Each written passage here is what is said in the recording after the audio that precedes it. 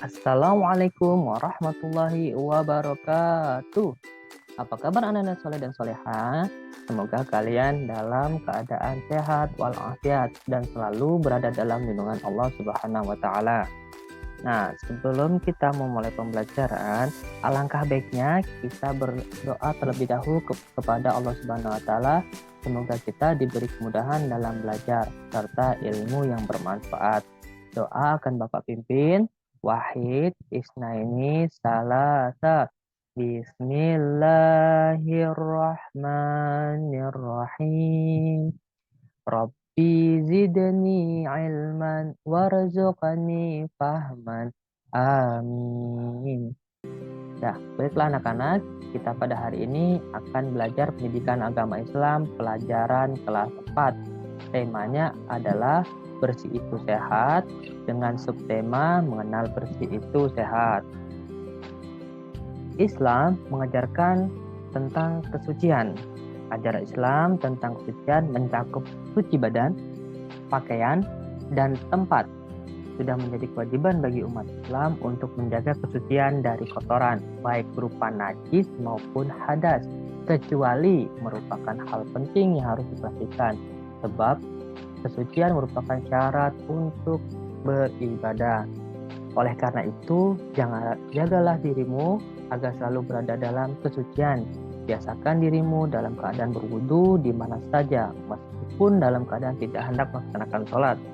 Jika sering menjaga wudhu, insya Allah wajah kita akan tampak selalu berseri karena kita selalu dalam keadaan suci. Nah, apakah kalian tahu apa itu bersih dan apa itu suci? Maka kita akan membahasnya satu persatu. Mengenal arti bersih dan sehat. Yang pertama adalah bersih itu bebas dari kotoran. Yang kedua adalah suci itulah bebas dari najis. Yang ketiga adalah najis menjadikan terhalangnya seseorang untuk beribadah kepada Allah Subhanahu wa taala, seperti terkena jilatan anjing, terkena darah, terkena air kencing atau urin. Yang nomor 4, kotor belum tentu najis. Misalnya terkena tanah, terkena tinta cat atau pulpen, atau terkena ludah sekalipun. Lalu bersih dan suci dibagi menjadi dua macam, yaitu bersih dari najis dan bersih dari hadas. Sedangkan hadas dibagi lagi menjadi dua, yaitu hadas besar dan hadas kecil. Nah, kita sering mendengar an-natfatul minal iman, merupakan salah satu hadis yang artinya kebersihan sebagian daripada iman, atau kalimat bersih pangkal sehat adalah pepatah yang sering kita dengar. Artinya, menjaga kebersihan menjadikan kita sehat. Menjaga kebersihan adalah tanggung jawab kita semua. Kita harus menjaga kebersihan badan, pakaian, dan lingkungan di sekitar kita, termasuk di dalamnya menjaga tempat beribadah. Nah, dalam hal ini kita akan masuk penjelasan kepada pengertian hadas. Nah, apa itu hadas? Hadas adalah keadaan suci yang dialami manusia sehingga menyebabkan terhalangnya untuk melakukan ibadah seperti sholat, membaca Al-Quran, dan lain sebagainya. Nah, hadas terbagi menjadi dua, yaitu hadas kecil dan hadas besar. Hadas kecil itu apa? Hadas kecil adalah buang air seperti air seni, air tinja, air kencing ataupun BAB, dan buang angin kentut yang menyebabkan batalnya wudhu. Cara menghilangkannya dicuci dengan air bersih lalu melakukan wudhu kembali. Sedangkan hadas besar itu mimpi basah bagi laki-laki yang sudah balik dan haid bagi perempuan yang sudah balik. Cara menghilangkan hadas besar yaitu dengan mandi wajib atau tayamum jika tidak ada air ya. Nah, sebelum kita beribadah, kita harus memperhatikan yaitu pakaian, badan, tempat, semua itu harus dalam keadaan bersih dan suci dari kotoran dan najis.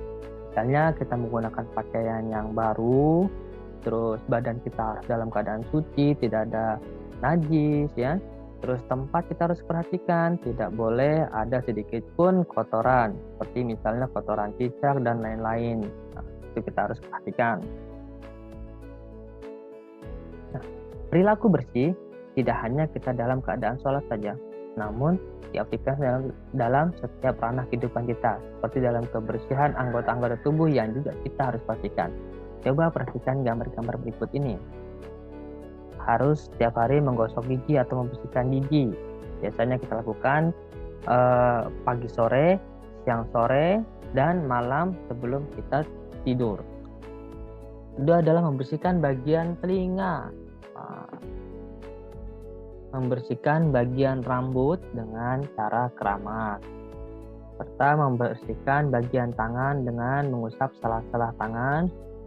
Yang terakhir adalah membersihkan bagian kaki.